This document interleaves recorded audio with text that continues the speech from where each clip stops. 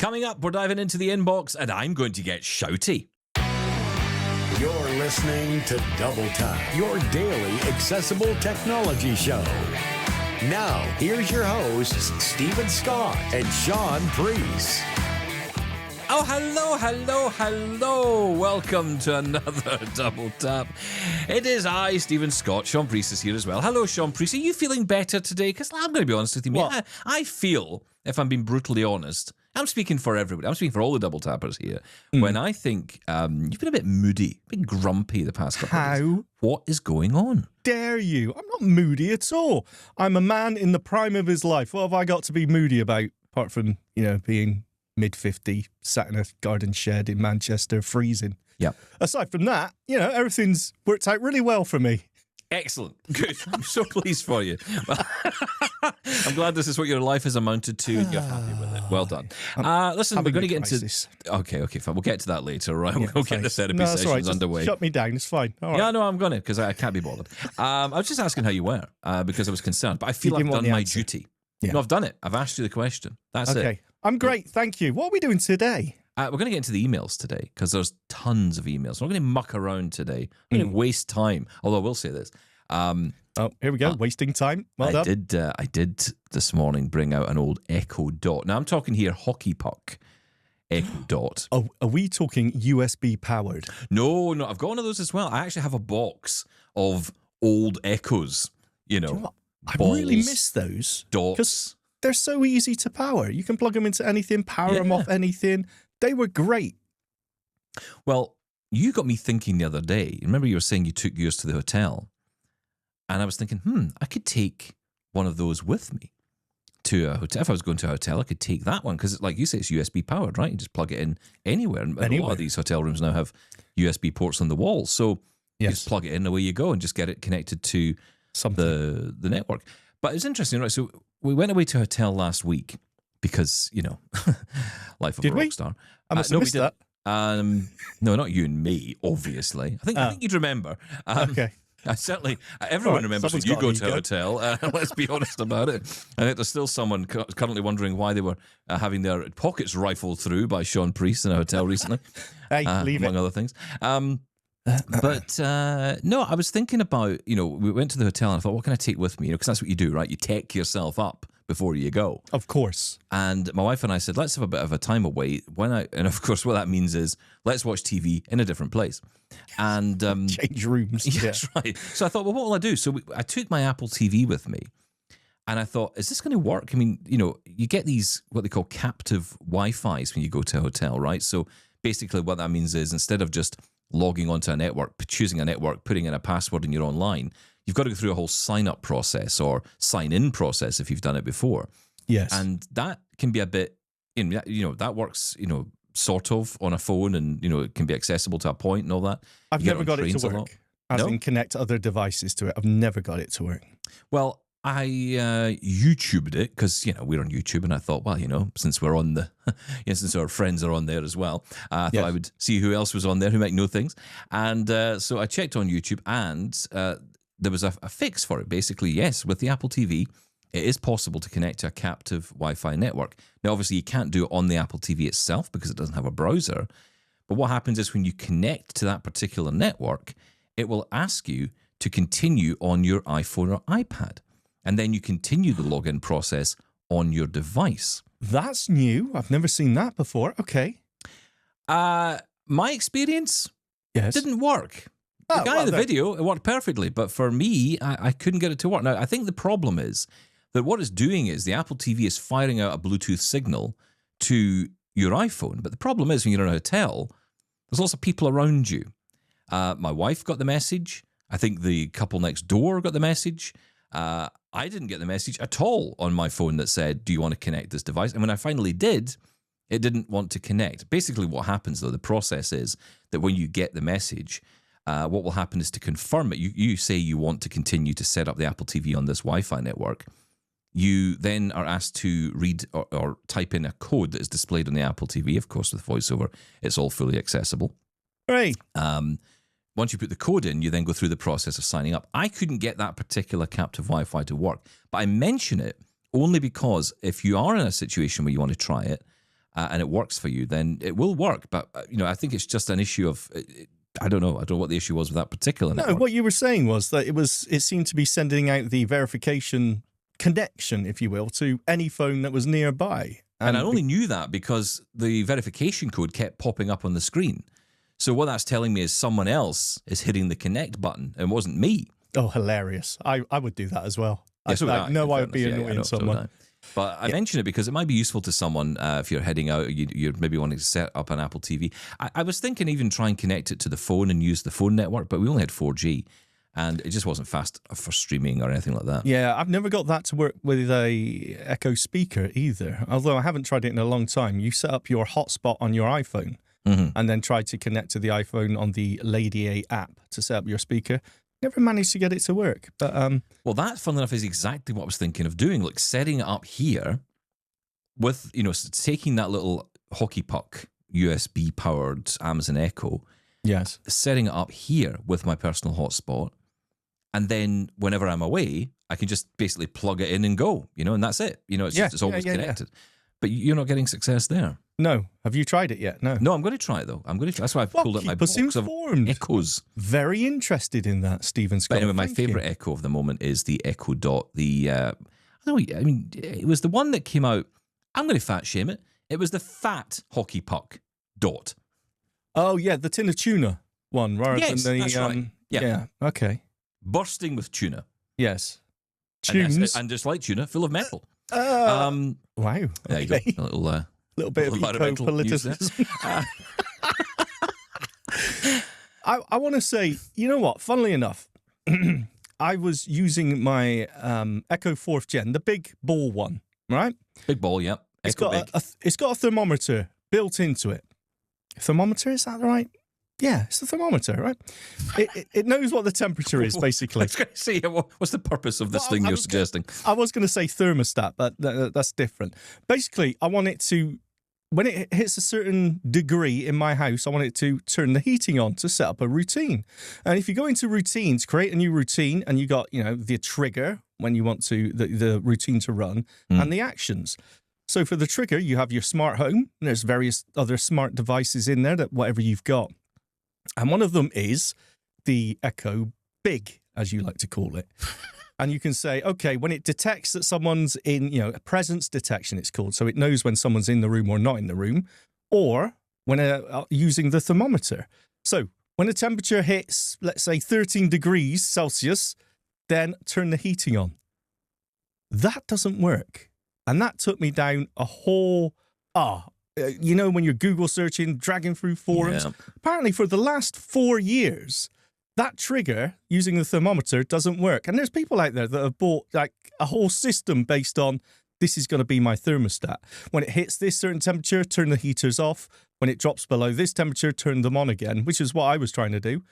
It doesn't work. So I'm going to throw that out there. Has anyone managed to get the routines using the thermometer in any of your smart speakers to work? Because I can't find anyone who's managed to do that.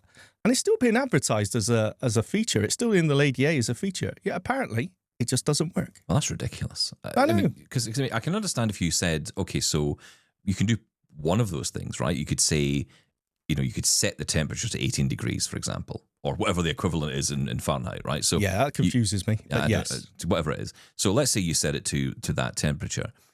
Then obviously if it falls below that temperature, the heating will come on and it'll bring it back up to that temperature. What you're wanting to do is kind of almost set a range to say, look, at this point, at the top end, don't go above here, but don't fall below this. Yeah. That shouldn't be difficult to do. Through 2 routines. One below a certain temperature, do this. One above a certain temperature, do the opposite. Basically turn the heating off. And that's with the Nest, right? That's with the Nest. But I mean, that's not part of it at this point. And there's a whole new discussion about the accessibility of the Nest thermostat.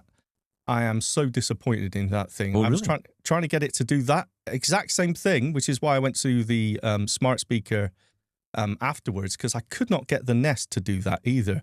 All through Eco, I called Google Accessibility Support and spent 40 minutes on there. They couldn't do it either.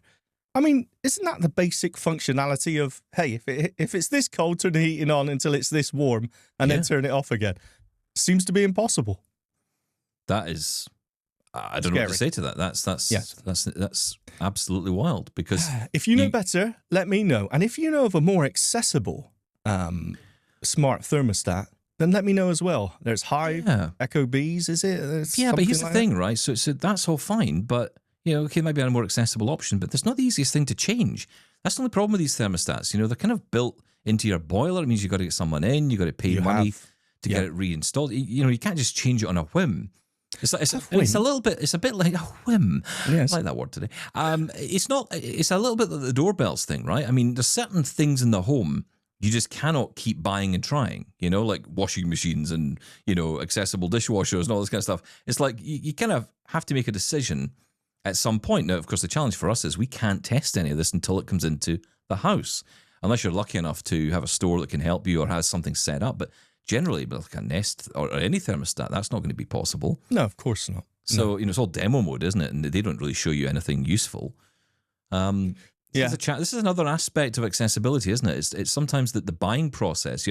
Because what we tend to do, I don't know if you find this, but I tend to just sort of reach out as we're doing here, right? We're reaching out to the blind community and saying, help with this. Yeah, that's how we work. What's your experience been? Because trying to get any sort of, I suppose it's wrong to give a generalization that none of them know anything about accessibility. But the truth of the matter is, it's really difficult to find that person in customer service, in customer support, that genuinely does know about, you're using a screen reader or you want it to be accessible and that means this. It's difficult. Google, I mean, come on.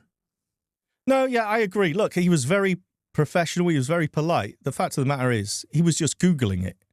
And had he told me that, he doesn't know he's Googling it. And the Google guy Googled it. Yeah, but look, I've already done the FAQs. I've read all the things on the Nest support site. I've done all that already. But anyway, feels like we are wasting time. Sorry, let's carry on. I don't think we are. I think it's very interesting. Just it kind of makes me worried when I hear things like that, to be perfectly honest. Anyway, let's move on because it's time for this. Email. We get email. We get your email every day. Here's your mail today. Oh, sorry, that was a bit loud. It's a little bit almost panicky there. I am a bit anxious. I don't know what's going on. All right. Is it because your temperature is fluctuating? Yes, exactly right. Oh, dear. Yeah, I would like to hear from people on that.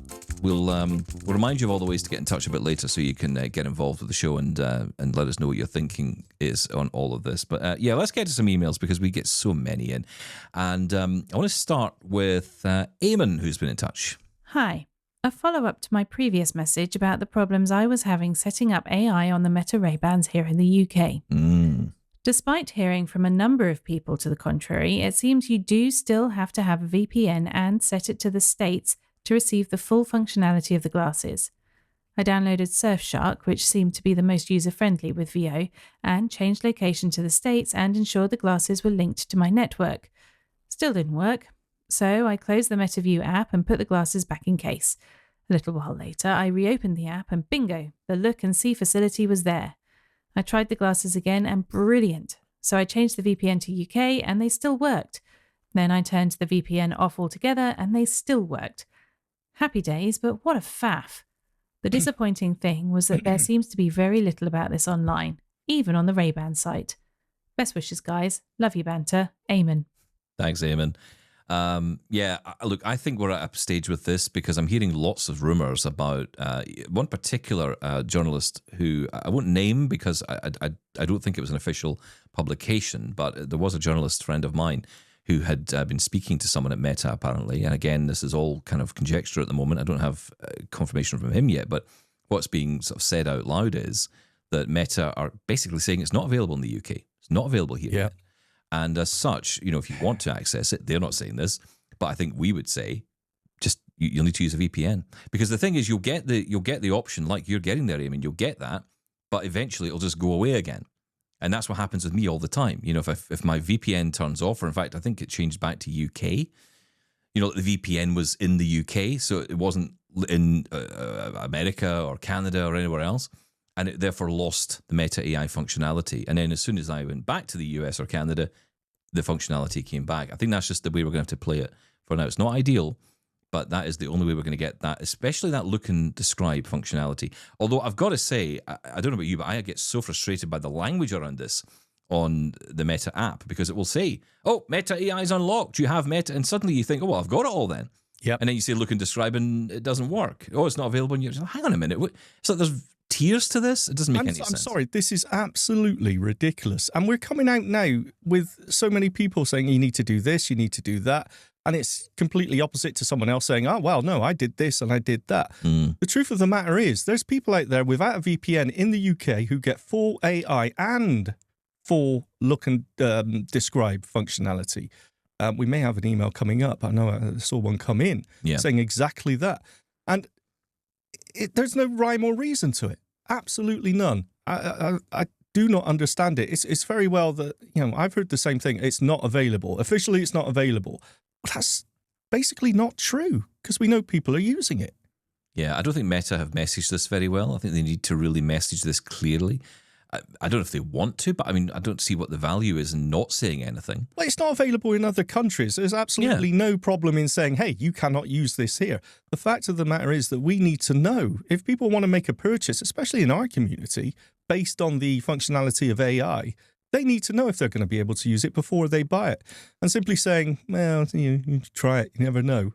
I've sent various emails and I've heard nothing back to it is or it isn't.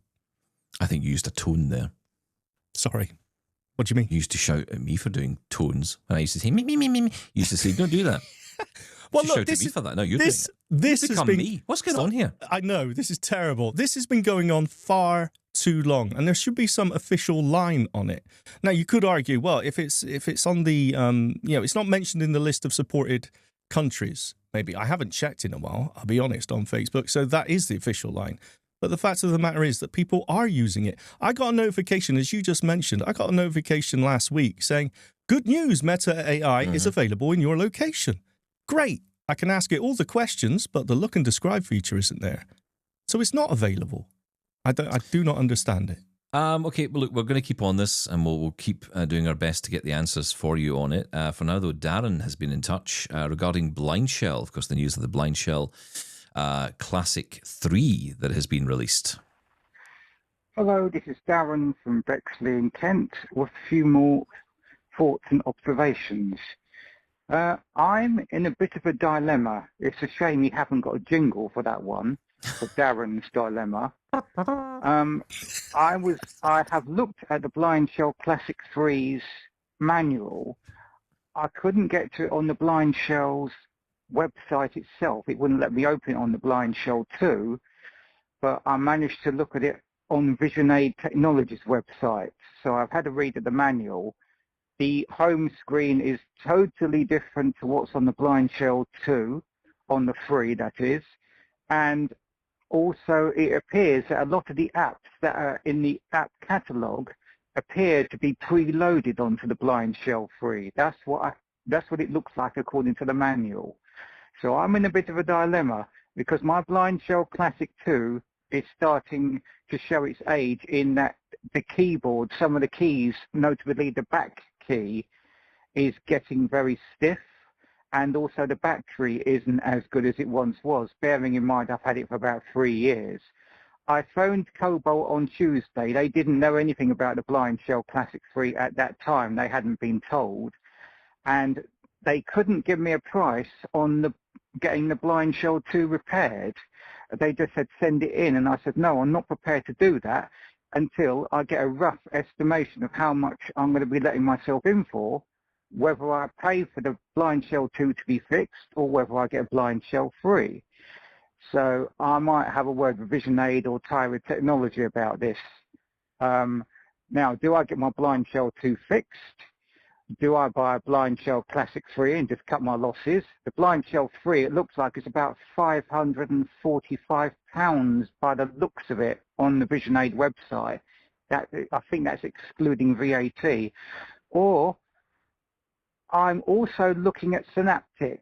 Now, there's never been any reviews, as far as I know, of Synapptic on Double Tap, and I think it will be a good idea to have an interview with Synapptic on Double Tap. because that is a viable option. The only thing that scares me is the price, and it's an ongoing cost of £100 a year for the SMAs. But it would give me access to mainstream apps, and it would give me more up-to-date hardware.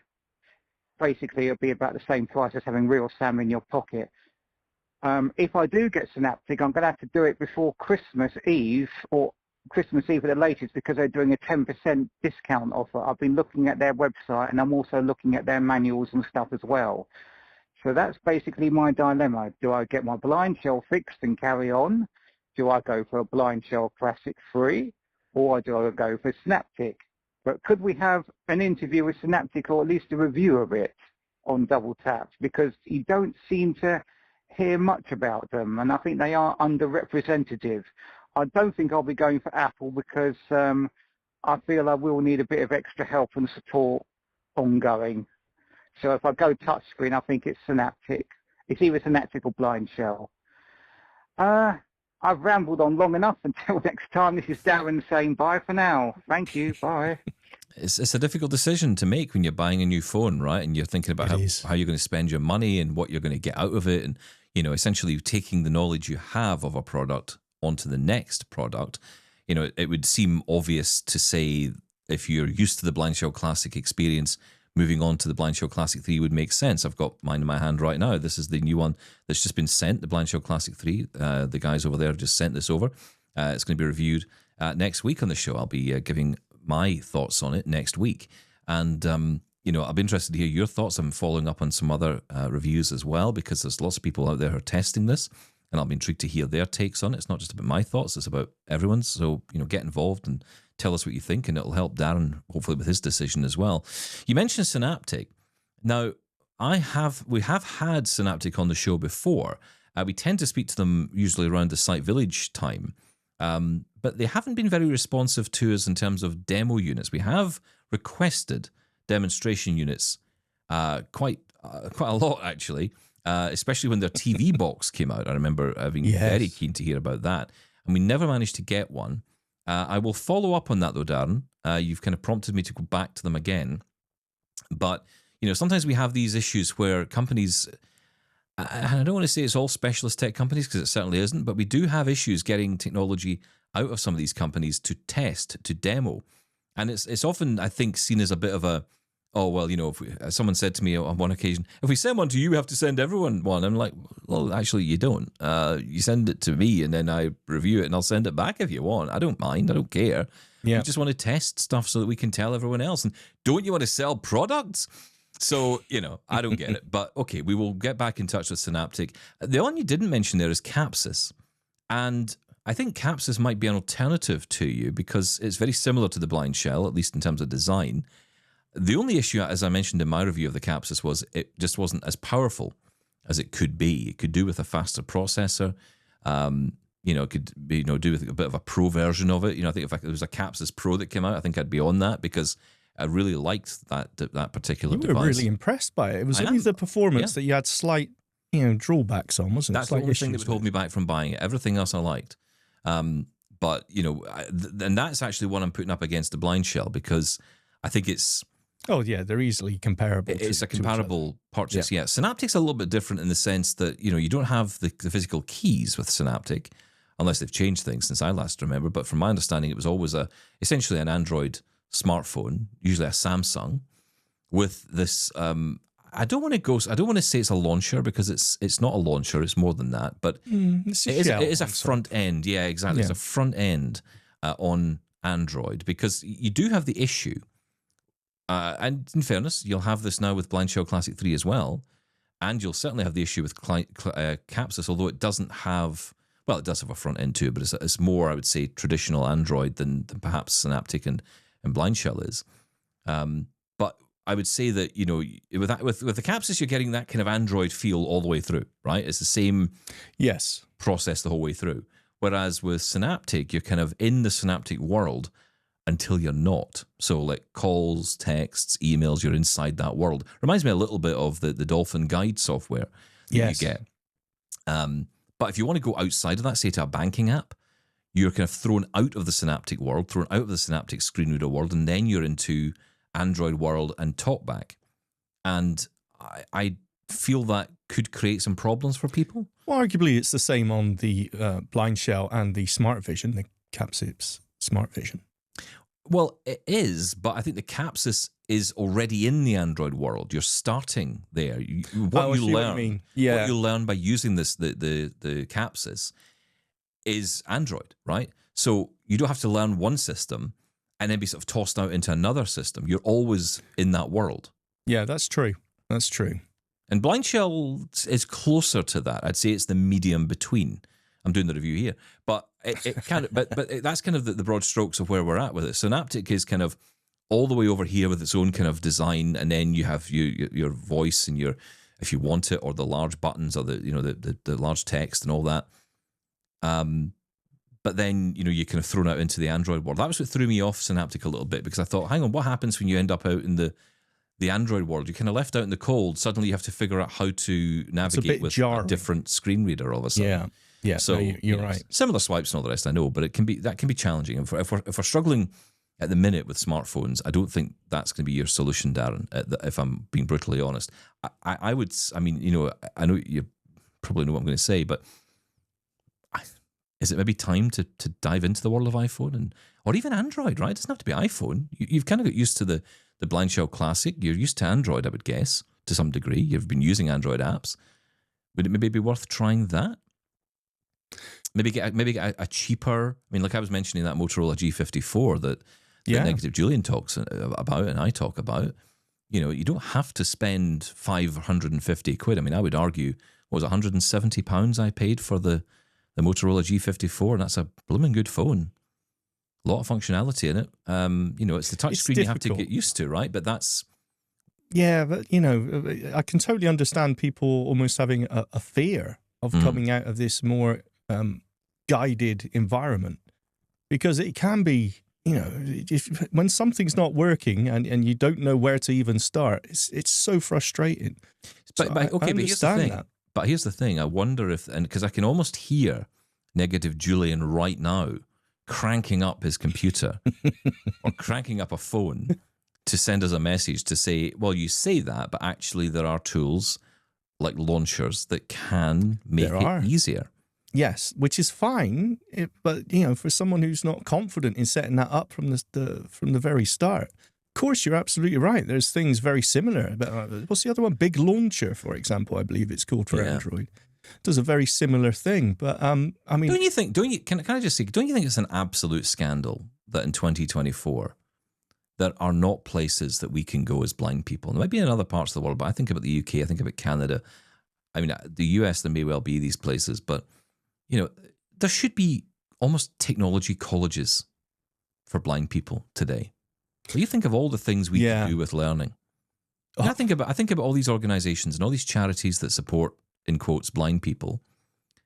And then I think, what are you actually doing? What are you actually doing to support blind people, in particular technology?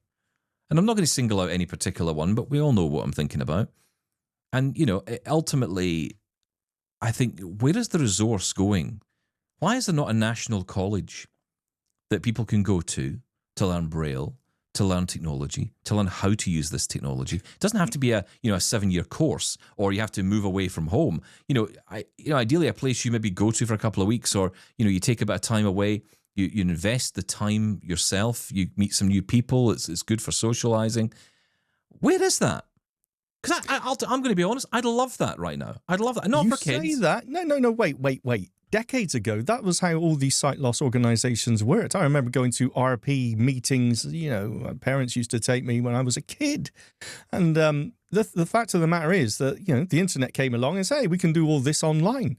And so these did start to fade away because of lack of interest. But that's rubbish. That's absolute it's garbage. Not rubbish. That's what happened. No, I know it's what happened, but I'm saying it's absolute rubbish to say everything should move online, because I mean, it doesn't make any sense. What if you can't get online? How many people cannot get online? I absolutely agree with you. When I did my, I'm going to mention the name, I did a skill step course at Henschel's years ago, because I was trying to find work. In the UK, it's a sight loss organisation. I did a 6-week course at Henschel's, just CV work and all interviews and everything like that. And you know what? Half of my time there, I spent setting up people's phones, either their emails. I can't set up my email on my iPhone or whatever it may be. There is such a need for this stuff because, as I said, everything is online now. Yeah, if you're new to this world, it's terrifying and you just don't know where to start. I think you're right. There should be more of these places, these bricks and mortar places we can go to. I just don't see it happening. And it can't be all volunteers. People need to get paid for this. Yeah, that's true. You know, we're talking skills here, right? I mean, if you go to, you don't go to Best Buy and there's a volunteer standing showing you how to set up your TV. You know, that person's paid money. And, you know, that's the way we need to look at this. We need to pay people for what they're worth. And there's a huge amount of skill out there. You know, I hear endless conversations about the need for better, you know, use of technology and how we need to learn technology. But where do you learn? Where does Darren go? That's my issue with all this. And I'll be honest, I'd be right there with them because, you know, I think about the thing about the Braille display, right? So you get the Braille display, you pull it out of the box, and I am at sea.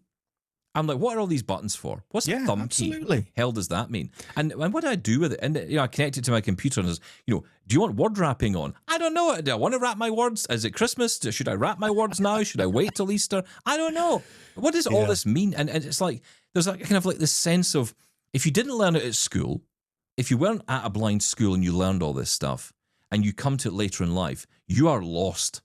You are lost in it. And actually what happens is you get put off. That's why I think, if I'm honest with Braille especially, people fall away from it. That's another issue later in life because there's no support. There's nowhere there might be organizations and that's great if you can get online to get them. But if you're stuck at home and you want to do this stuff and you think, how am I going to do this? How do I do it? The resources need to be there. Yeah, they need to come to you or you need to be able to get to them. Exactly the point I was going to make because, you know, as we know, mobility can be a big issue and just I can't get there. How will I get there was a question I asked when I started my course. I just get sick. I think I'm getting sick of this nonsense I hear. And I kind of love, and look, I want to say this as well. I want to thank the good people at AMI, who'll probably fire me as soon as I say this. But I want to thank the good people at AMI for letting me speak out on these issues because, you know, we're not beholden to any organization here. We can say what we like. Yes. But what I do say, I think, is rooted in my own experience. And that's all I can say. I can tell you from my experience. But, you know, I get so annoyed when I sit on LinkedIn some nights and I read these self-congratulatory posts from one person after another talking about how wonderful they are and how amazing their organization is. And then I'm like in my head thinking, I can think of 5 examples of your organization failing to deliver on umpteen counts. And you're sitting there congratulating yourself for the amount of access we've provided and we've done this and we've done that. What have you actually done? What have you done? You said you're going to do something. We're committed to accessibility. Yeah. Great. Committed to it. What does that mean? Can I get a job there? No. Okay. Calm Are the services down. Available to me? Yeah, no. Dare I go back to the audio description? Come on.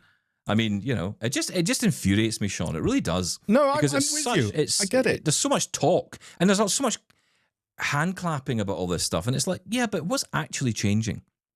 The number of blind people are still out of work is the same as it's pretty much always been, but it's worse today than it's ever been. And the number of blind people involved in actually the day-to-day running of these organizations is minimal. That's why these organizations don't exist. Well, you're not telling me that national blind charities are sitting there, you know, those are sitting there not thinking about how technology is basically the number one focus of their work. You know, if a national blind charity, like just anyone that's maybe sitting out there listening to this, any national blind charity might be thinking, what should we be doing for blind people? Well, first off, employ some blooming blind people for a start. And secondly, ask them what they want. And I bet you the answer is technology, technology, technology. News, information on technology, courses on how to use technology.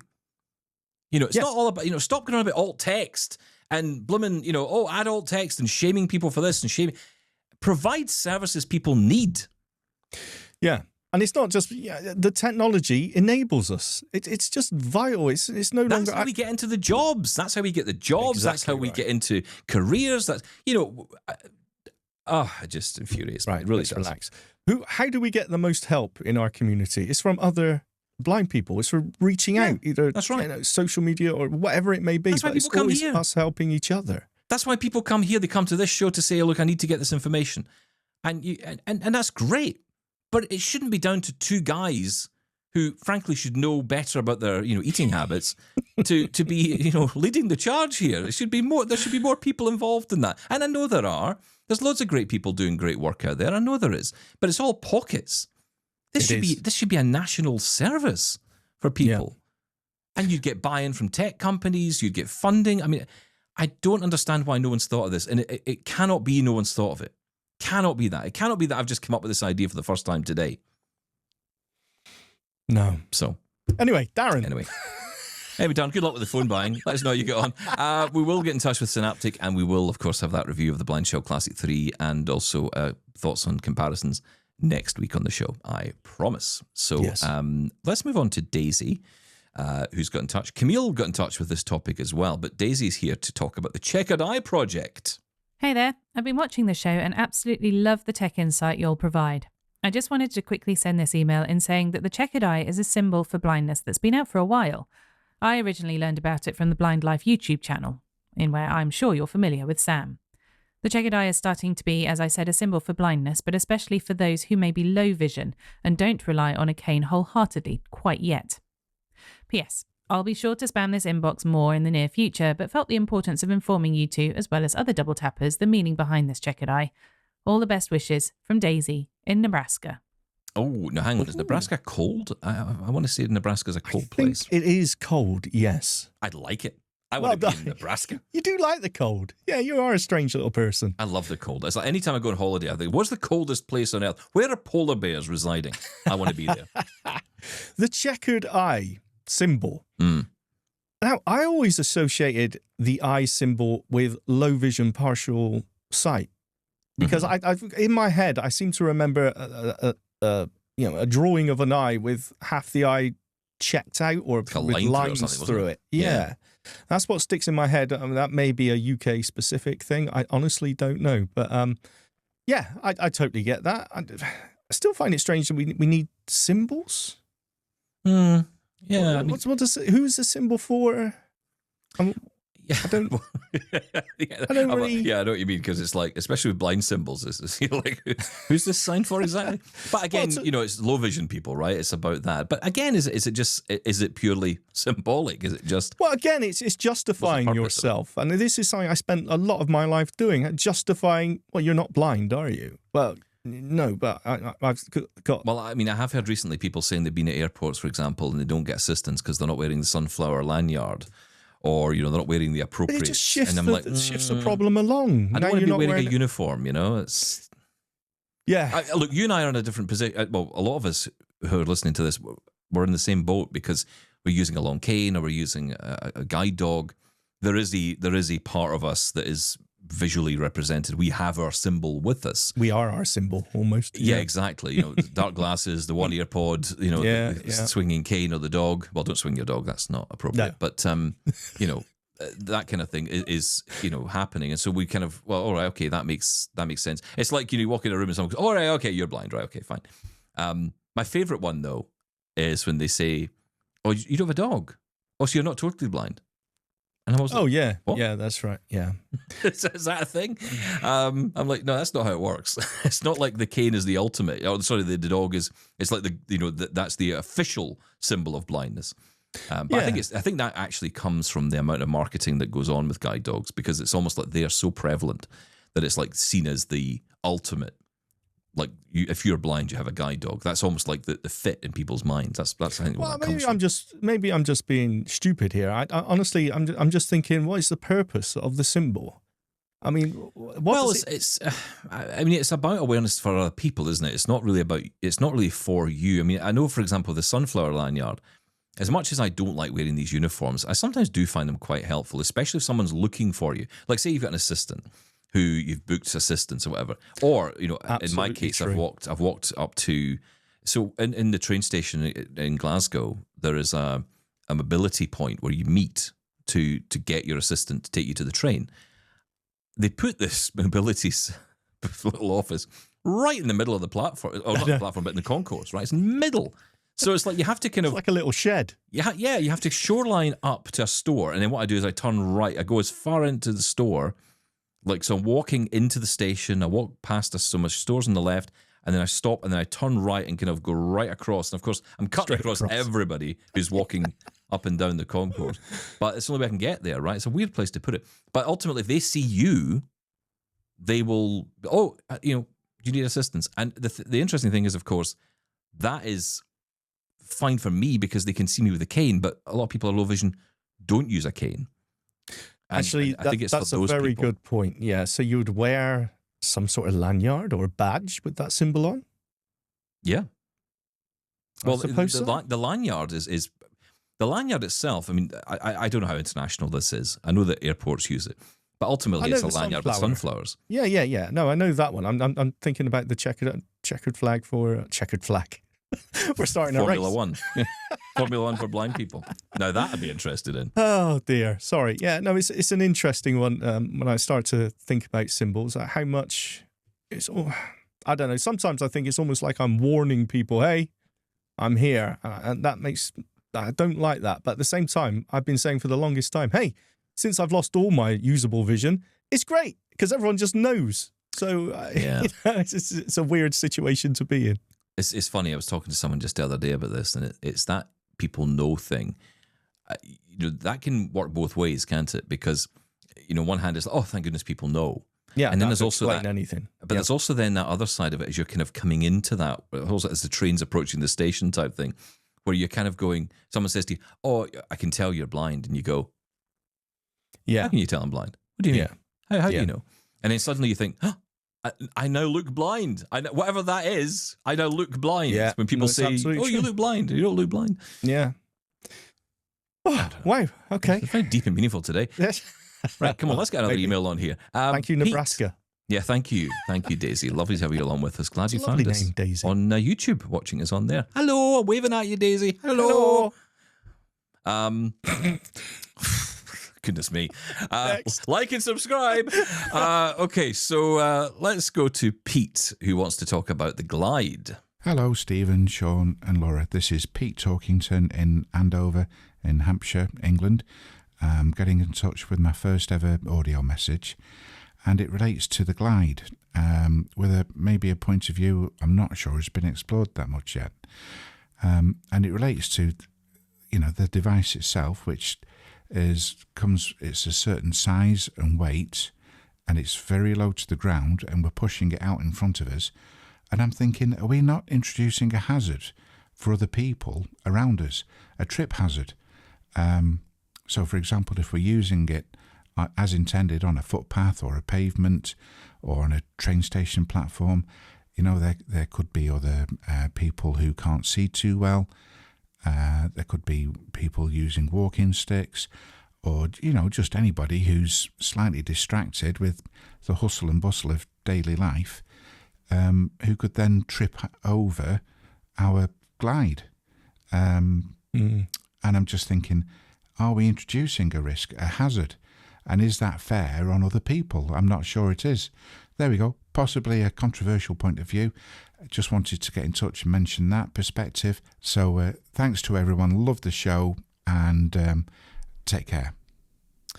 Thank you, Pete. A lot More of controversy. A lot of firsts as well. It's lovely to hear from you all who are getting in touch with you for the first time or tuning in for the first time. It's really lovely to meet you and to have you on the show. And of course, even if you're not able to or don't want to get in touch, hello to you too. I really appreciate you getting in touch. I can also just say, by the way, I want to say this as well. I want to say a big thank you to Jonathan Mosen. He does that new Access On podcast. Yes. Well, when he was wrapping up his Living Blindfully show that he's done for many years, he very kindly referred a lot of his audience to us to say, hey, look, if you're looking for something in the meantime, here's you should go and check out Double Tap. And I want to say thank you to Jonathan. That's very nice. It's very kind of him to do that. Yeah. But yeah, a lot of people finding the show now, which is wonderful, and tuning in, and some even seem to enjoy it, which is kind of beyond my understanding. But I appreciate it nonetheless. So, Pete's point here, controversial point about being a trip hazard using the Glide. And my immediate reaction is, well, couldn't you say the same for a cane or even a guide dog, right? That's what I was thinking, yeah. There really is no difference in the. I mean, my perception of the Glide before I got hands on with it was that it was going to be this big old vacuum cleaner sized thing, and it just isn't. It's no more extruding than the mobility cane. And is that what? It is now. My cane is huge. So no, I don't think it's any more of a trip hazard than any of the other aids that we use. That's my initial reaction anyway, I think. No, I would 100% agree, because I would say that the cane is often much long. I mean, it certainly is a lot longer than the Glide was. It's funny actually, because I don't know if they adjusted the height, because the Glide itself has like an extendable handle for different heights. So it's not that you have to pick a size. And of course, that's brilliant because you can fold it down, to carry it and all that stuff. But I was quite surprised at how small it was. Also, how comfortable I felt with it. It was like, it did feel like a dog. I mean, I have had a guide dog years ago, and so it did have that feeling. And I must admit, I did kind of want to just steal it there and then, because I thought, oh, this is just so good. Shh, they may be listening. Sorry, Glidance. I think they'd be okay when we say that. I told them on the day, I'm like, can I get this in a bag? Because I want to, have it. Also, it does have a light on it as well, doesn't it? A very cool LED light on the on the body of the Glide as well. So I know that's not going to help people who may have difficulty seeing as well, but for the general public, there is a light. They should be able to see it anyway. Again, something a cane doesn't have, right? I mean, exactly. How many people, especially when we walk in this time of year. All the time. Time of year is horrendous. I mean, if you go into town, I was in town just a couple of weeks ago, and it was a Friday night. I'd gone in. I was actually picking up my Mac Mini at the time. I was going in to pick it up. Oh. And I didn't realise when I was going into town to pick it up, it was a Friday night. And my wife said to me, you sure you want to go into town on a Friday night? And I'm like, I'll be fine. Thinking it's not going to be that busy because all the towns are dead. Everyone's buying on Amazon. My goodness, the place was absolutely mobbed with people. And, the cane is forever being tripped up. And it actually makes me nervous because I think I would say I'm more nervous about breakage than I am about the someone tripping. I mean, personally, if someone's not watching where they're going, I think that's a bit on them, right? Steady now. I'm sorry, I don't care, frankly. I don't. If you're not watching where you're going, you have eyes, use them, right? Stop staring at your phone walking along the street. Accidents happen. I get it. It's all about the people's reaction. The amount of time someone shouted at me for falling over my cane. I'm sorry, that's not on. I had a situation once where a woman kicked my cane out of my hand. And she shouted at me in the street. She said, "Get that out of my way!" And all. Now, I will say this, just to paint a scene here. This was a busy city street in Glasgow. And for those of you unfamiliar with Glasgow, and I will say this, Glasgow women in particular, let's just say umbrage was taken by members. Be very, very careful. No. Look, I have got to say, the Glasgow women around me who decided that this woman had erred in her decision to kick the cane out of my hand, and dealt with her forthwith. Justice was swift. Umbrage was taken and justice was served. I will say everyone got out of it fine, but lots of, if you were offended, put it this way, if you're one of those people offended by words, you would not want to hang around that day because there was lots of them used and some of them were rather nasty. You just wouldn't believe it, some people's reaction to something, as... But that's the only... I found in my earlier years I had problems like that, but I don't ever seem to face that today. No. It's different problems we face today. It's different. We hear a lot about guide dog refusals and all that, and of course that's very prevalent in our society. Getting into cafes, restaurants, taxis, that's a real problem. And again, that's something you're not going to have with a Glide, right? There seems to be a bit of a reaction for the people for the refusals now. I'm reading, and that really worries me. That people there was a BBC reporter, Sean Dilley, who I know. Sean, yes, he had put out an article. BBC. Posted it. Now he works for BBC, but BBC News posted this, and it's a very distressing article because you're reading about the kind of social media hate that he is getting. Now, I would imagine it's kind of for various reasons. You got to sometimes look at nuance a little bit. It's more than just one thing. Sometimes with people, I think some people see BBC reporter and they just want to. It's like, the mainstream media, they start, and those people kick off. Well, then they're idiots. There is no reason 100%. For posting anything to threatening someone, posting up, what was it? Victim cards they were posting up. Well, it was worse than that. There were some horrendous things. I'm not going to repeat, but there were some horrendous things said. Yeah. I mean, there is absolutely no excuse. That worries me. When we get to the stage where people can't see this is an absolute objectively wrong decision to refuse someone because of their disability. And you get people standing up for, no, you shouldn't be allowed in here. Go away, you're spoiling my night, I think was one of the quotes. But there are people, but that's the thing, Shaun, for years there have been things like this. A friend of mine had this where he was told as he was taking his kids a walk, a woman approached him out of nowhere and said to him, you shouldn't be allowed to procreate. I mean, just in the street, just randomly, just like walked up to him and said this. And she, as she left, as he was stunned and she walked away, she said, those kids are just going to be your carers. Mm-hmm. And this is the kind of like real world opinion stuff. Now, the interesting, you could say, and I know people who do say it, some people say, well, it's only social media and you know what people are like on social media. But unfortunately, there is something different about this with blind people in particular. There are certain groups left in our world, it seems fair to attack verbally. Hopefully it remains verbal, but, who knows? Yep. And it does seem it's still a problem today where people, I've had it on occasion. I mean, look, I get I'd rather be dead than be you. With a laugh, I mean, yeah, but that's just what was that taxi driver said to you? It's you made me feel better because I'm not you. Yes, thank you so much. You make me feel glad that I'm not you. Look, that's just people being insensitive, people being stupid. I can. But that's just as idiotic as the other, right? No. There seems to be a malice, an almost viciousness to the other side of it. I'm sorry. I tend to like to throw it back at people. I say, okay, well, how would you feel if I said that about you? I mean, I get in the taxi here and I'm just thinking to myself, goodness me, thank goodness I'm not a taxi driver and I do what you do. How do you feel as a person to get that said? That's very good. And sometimes that's how I tackle it. That's how I tackle a lot of this. I tend to say, okay, look in a mirror and say that back at yourself. How would you feel? I often say as well, if you take the word blind out and you put the word woman or any other group you can think of in. No, look, I totally get you. No, it's all perfectly reasonable and rational, and you're absolutely right. But at the end of the day, I'm not here to educate you, right? I'm here to get a drive somewhere or whatever it may be. I just get sick of it after a while. Get McDonald's, yeah.